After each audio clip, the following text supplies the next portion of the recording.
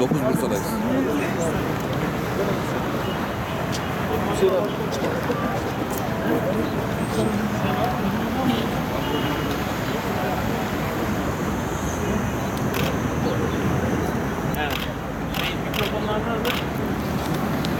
Bu kardeşlerimizin yakınlarıyla ilgili yapılacak üzerimize ne düşmüşse bütün işleri son noktasına kadar yapmaya gayret gösterdik. Bu bağlamda da şehit olan kardeşlerimizin adına Bangladeş'te suya ihtiyacı olan oradaki kardeşlerimiz adına birer tane su kuyusu açtırdık ki bunların amelleri hala dünyada devam etsin diye. Bugünkü duruşmaya da bu açtırdığımız su kuyularının çerçevelerini getirerek onların birinci derecedeki akrabalarına inşallah vereceğiz. Ve bundan sonra da mahkeme bitene kadar da burada bu davayı takip edeceğiz.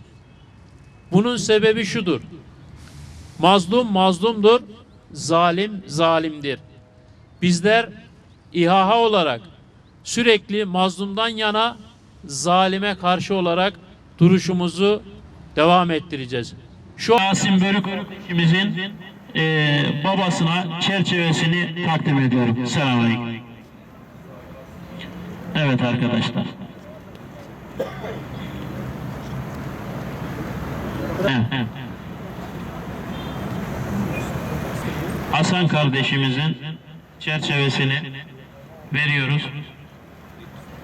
Evet. Allah razı olsun.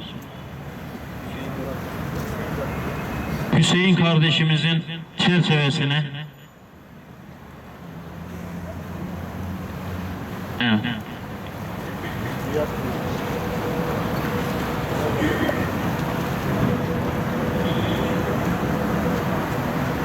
Kardeşimizin çerçevesini de inşallah böylelikle verdik. Burada üstünü çizerek söylemek istiyorum.